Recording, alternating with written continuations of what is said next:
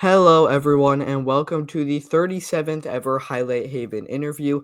My name's Matthew Heiserman, and today we are joined by JMU defensive lineman Khairi Mans. Khairi, it's great to have you on. Well, thank you, Matt. Thank you for having me on the show. Of course, really appreciate you coming on. Let's get right into it. I just want to start by asking when you first knew that you wanted to play football.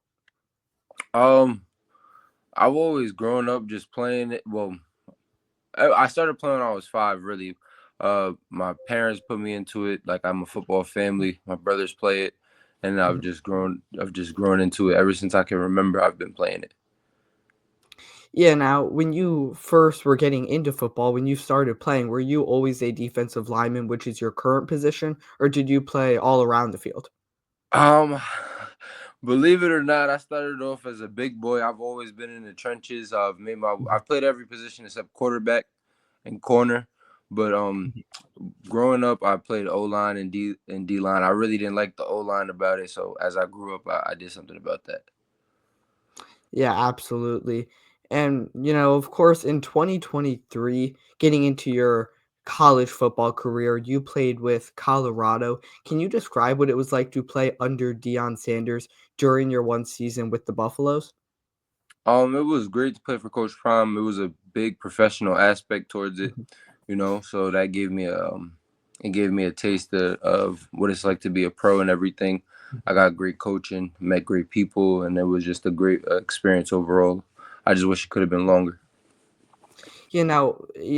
How much were you able to learn from him? Is there a specific thing that you still use right now that you really give credit to him? Like, this is one thing that he really helped me with? Nothing, nothing too specific. Obviously he's a DB and he would help out with the DBs for the most part. But he was all around. He would touch on every position group when he had the chance to. But I just really learned the professionalism and how to carry yourself as a pro, and just I added a lot of that to my repertoire. Yeah, and once you finally decided that you would be transferring after your season with Colorado, you received offers from schools such as Utah State, Ohio, New Mexico State, Buffalo, and Liberty. What ultimately ended up making you choose JMU over some of those other programs? Um, Believe it or not, I was actually committed to James Madison at a high school. I didn't fall through with the clearinghouse and Mm. everything. So I ended up going to Maine, but it felt I knew a lot about the program.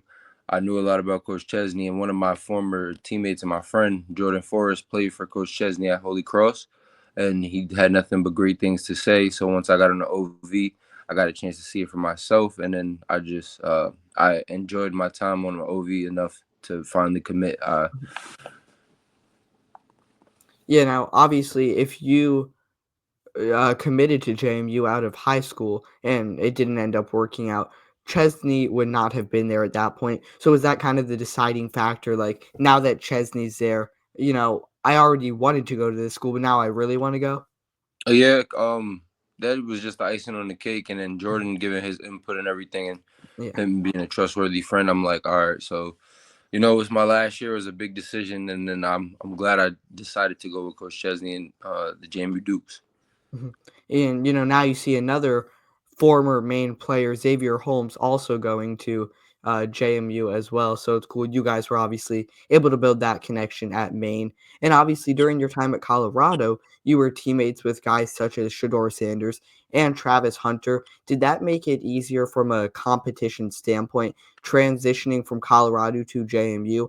Obviously, during practice at Colorado, you were playing against some of the best offensive players in the nation, so did that kind of make it so there wasn't necessarily a big difference in competition when you got to the Dukes?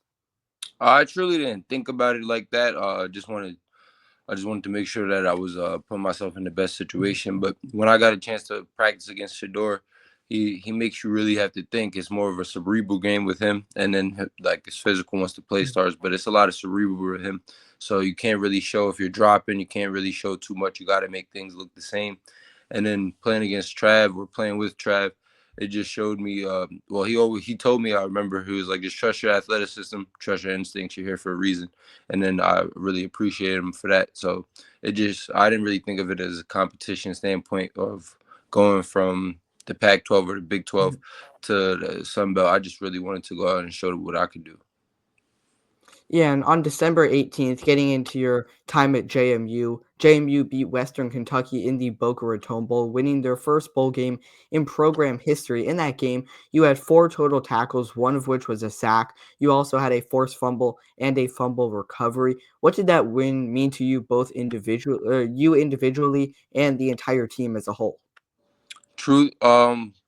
Well, I just wanted my last college game to go out with a bang, and Mhm, that's what we did. And all week we were harping. Well, once we seen that we were bowl eligible, we were harping like get the first one in school history.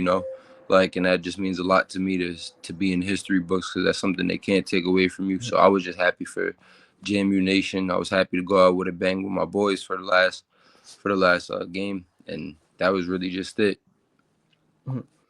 Yeah, and moving on. Recently, you were announced to both the first team All Defense state as well as well as the second team All Sun Belt defense. What do these accolades mean to you? It just shows the work that I put in, and I just put all my glory to the man up top, truthfully, because without him, none of this is possible. So it just shows the work that I put in, and like you never know where you're gonna be in 6 months. So to anybody that's watching out there, like just as long as you put that work in, it will show. But it was good to see that. But now it's on the new things, and just to continue to keep working and keep that rolling. Yeah, and I mean, this past season at JMU, you had 66 total tackles, 12 and a half tackles for loss, nine sacks, a forced fumble, and two fumble recoveries. What's one thing that you take pride in when it comes to your play style? My versatility, being that Mhm, Coach Hemp, like when I got there, he told me that he was gonna put me in a whole bunch of different places, and then once I really got on campus and he seen how athletic I was, he really he really harped on like, yo, you're a Swiss Army knife, like mhm, whatever's needed for the week, and then I really honed into that position, like, all right, whatever we need for the week is what I'm gonna do. Like if it's rush the pass or if it's stop the run, if it's playing inside back or outside back or whatever the case may be. Uh, which I was really grateful for him to allow me to show that versatility and show what I could do on all different levels. So just being mhm. a versatile player um and being a playmaker, truthfully. Yeah, I love to hear that. And on January 3rd, you officially declared for the 2025 NFL Draft. Can you describe what the pre-draft process has been like? Obviously, you're in that process right now.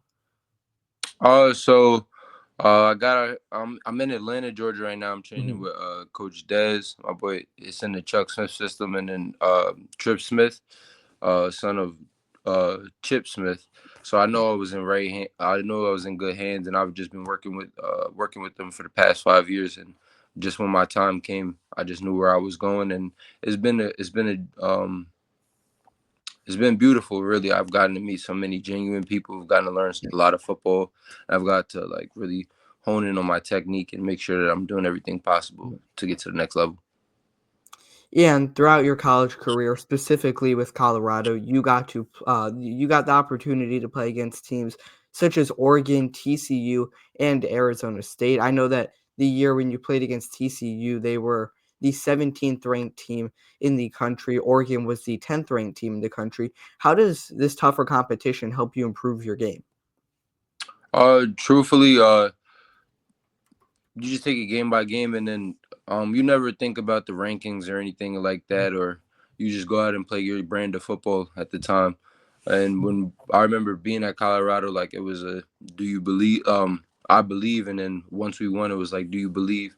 So it really prepared me on how to be a pro outside of the game just to get ready for the game, if you understand what I'm saying. So Yeah. it really just showed me how to like be more prepared going into these games, and it showed me like you got to be very intricate and have a lot of attention to detail when you do these things. Yeah, just helping you for when you hopefully get to the next level. And you mentioned how you weren't thinking about competition when you went from Colorado to JMU. What would you say was the toughest part about transitioning from that one school to another? The whole transferring process, it was my second time doing it, so I was Yeah. kind of familiar with things, but really just really it wasn't too much. adapting to, because like once I got on campus, it was genuine people, it was great people, and the team brought me in with open arms. I made friends easy, and then we just continued to keep business once I got there, and then all of the fun followed up. Yeah, and is there a specific NFL player that you try and model your game after or take inspiration from? Far as pass rushing, I like TJ Watt. He's a Mhm. real good pass Yeah. rusher. I like the way he's very precise with his hands. He loves the ghost move. Vaughn Miller, of course, being a speed rusher and an edge rusher. I guess an undersized guy. He just gets off the ball, does the ghost, or has a bunch of different moves. So I like to model my game after them, and then take a few things from a few inside linebackers. I've been looking at Frank Louvu this year. He went crazy, so Yeah. I just been tapping him to a whole bunch of different players, because I don't necessarily do one thing. It's like I got to do a bunch of different things, so I try to tap into a bunch of different things or a bunch of different players.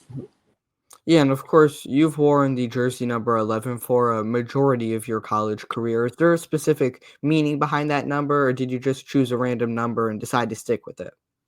I've been wearing it since I was a kid, for real. Mhm. It was because my brother wore number two, and then I was like, all right, I want to make my own destiny, and 1 plus 1 equals 2, and there's only one of one Khairi man, so it all just started to add up and everything. And then also being from Rochelle, New York, like a lot of the times, as I've seen growing up, number 11 is usually the best player. And as a kid, it's like, all right, I want to be the best. Like I'm gonna Mhm. signify that once I get there, and then I just really got attached to the number 11 when I was young. Yeah, and on game days, are there any pregame rituals that you have or, any specific kind of music that you might play to get yourself in the right mindset? Uh, yeah. I mean, I'm more to start the morning off. I'll start off with some R&B, something more Mhm. chill, relaxed, because Yeah. a game is always it's gonna bring its own hype Mhm. to it. So I kind of keep it chill and lenient through the day, and then as I'm getting ready for the game, like for the game or pregame, whatever it may be, I bump a lot of like I guess because I think of myself as a rock star, I would say I bump a lot of Ken Carson, Playboy Cardi. Mhm. Some Jadakiss is definitely in there, being from Westchester. So I bought some Jada. I bought a little bit of everything to get me in that mindset. And then once I come to the game, it's game time. Yeah, I love to hear that. And of course, throughout your career, you've gotten the opportunity to play in some really important games. How are you able to handle the pressure in these situations? Truthfully, you don't even think about the pressure. You're just Mhm. living in the moment, and like I said before, your preparation is gonna carry you as far as you've prepared. So I just like to be super prepared. So when any moment comes, I'm ready for it, and then just practicing really hard. Obviously, practice is always harder than the game. Then the game will be super easy. So, Yeah, so I mean, you'd say it got to a point where towards the end of your college career with JMU, you weren't even nervous ahead of the games? there's always a few butterflies before Mhm. the Yeah. game. If you don't have them, you don't really care. But I'm more so I try to keep myself composed and poised through pressure, because pressure makes diamonds. And that's really just been it. Like I don't see it as pressure or anything like that. I just take it one play at a time, one game at a time, and then really just live in the moment. Yeah, and as a college student, how are you able to balance your schoolwork while also giving 100% on the field? At first it was a bit difficult, being young, coming into college. It's a lot being thrown at you. You're more so really on your own. It's not really somebody telling you when to go to sleep, when to do this, when to do that. So I had to learn that myself, and obviously I have mentors that have helped me along the way, and really just through trial and error. Like one semester something might work, something might not work. Whatever worked, I'll keep, and then I'll add more to it. But just getting older and being more mature, you see what comes with the territory. Like you got to get everything done off the field to make sure that you can move smoothly on the field. Mhm. Yeah, and throughout your entire college career, was there a specific game that you would consider to be your favorite or where you had your best performance or even a specific play that you really pride yourself on? Um, Probably my first strip sack, because I was a Mhm. redshirt freshman. It was my first sack in Yeah. college, redshirt freshman, and I just and I was playing an All American, in Delaware, and then I went out there, had a strip sack right before the half, and I was like, okay, like I'm really like I've arrived. I haven't like done too much yet, but I made my first big play Mhm, for the team, so I was excited about that. mhm. Yeah, now I do have one final question to ask before we wrap things up. What's some personal goals that you would like to achieve over the next few years? Related to football, obviously you want to make the NFL draft, but what else? Is there anything more specific than that? Truthfully, I take things 6 months at a time. Mhm. Not to even sound cliche, but like I just take it 6 months at a time. But I do want to be on an all pro team within the next 5 years. I do want to like be a defensive player of the NFL at some point. So I'm really just focusing on that and taking it one step at a time. Yeah, now with that being said, I can't thank you enough for coming on. I really do appreciate it. Is there anything else you want to say to the people watching before we wrap things up? Nah, just shout out to the 914, shout out to New Rochelle, New York, man. I know they don't think we got a bunch of football players, but we got some dogs in New York. And if you find them, that's a gem. That's definitely a gem. And just thank you for having me on the show, Matt. Yeah, absolutely. Really appreciate you coming on again. Big thanks to Kyrie Mans for being the 37th ever Highlight Haven interview guest. And as always, we will see you next time.